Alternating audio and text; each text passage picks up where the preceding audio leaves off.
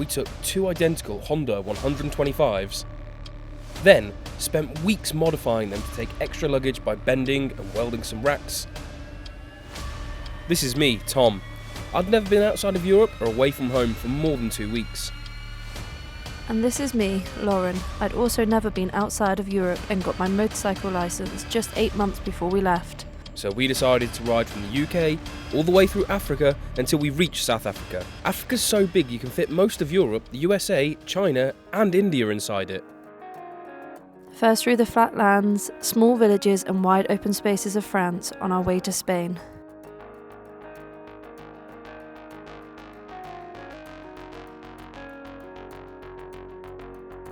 Cross the Pyrenees to reach the typical twisty roads Spain is known for and reach across beautiful bridges in the Sierra Nevada region of southern Spain.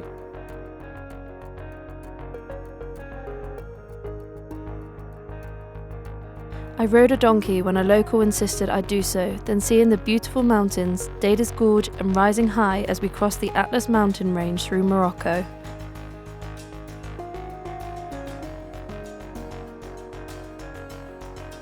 For Mauritania, it was time to cross the Sahara Desert, where we saw sand, a bit more sand, and then finally a town, where every vehicle had some damage, which made us wary of a collision.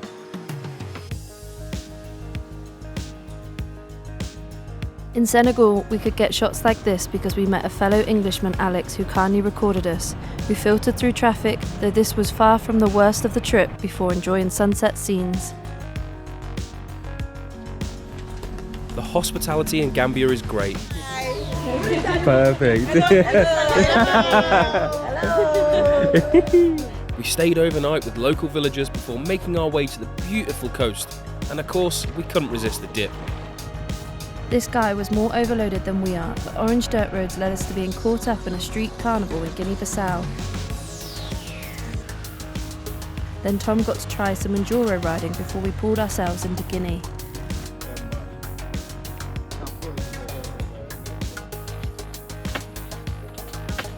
From chopping tree bark to the dustiest road in the world, Guinea greeted us to new experiences, like lorry fires and being escorted by a biker club.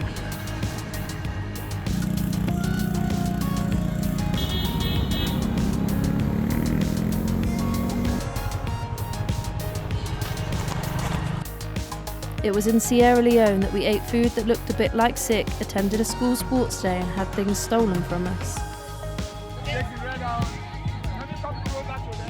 I've lost everything. Liberia had car smashes, American school buses, and oddly, bikes with umbrellas. Who'd have thought it?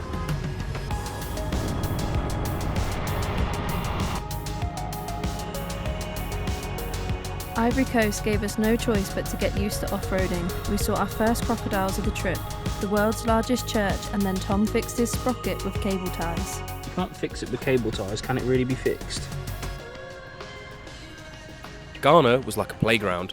Great trail riding, beautiful coastlines, climbing up and out of lighthouses, and crossing wooden pedestrian bridges.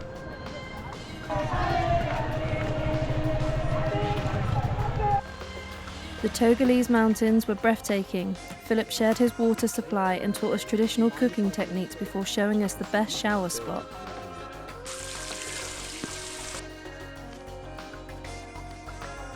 Benin, from lunch on the lake to voodoo temples, and then some of the worst storms, showing us we were truly in the rainy season now.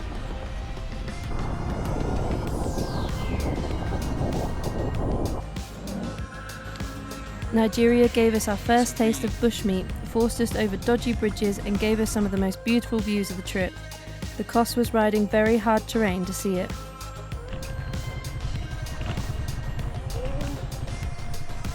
Cameroon continued the hard riding, crossing rivers, small villages, and then thunderstorms soaking us both multiple times.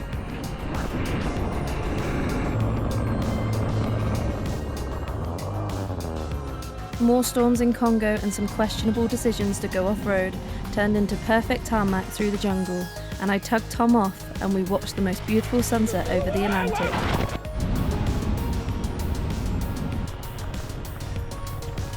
The Democratic Republic of Congo greeted us with awful sand and corrugations, the worst traffic jam ever, but also gave us stunning views over the mighty Congo River.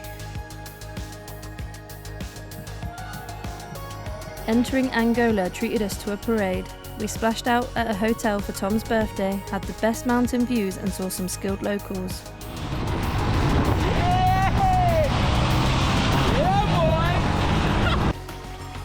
Namibia was the beginning of great things, from elephants to seeing where the dunes meet the ocean and then riding alongside a giraffe.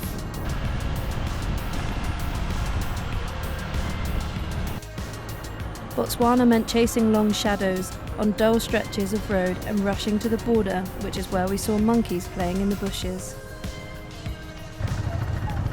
South Africa, we made it. We made new friends, I finally got a haircut after 6 months. We saw beautiful dams and I got to ride a big bike with those new friends. I wonder what will happen once we make it around the world.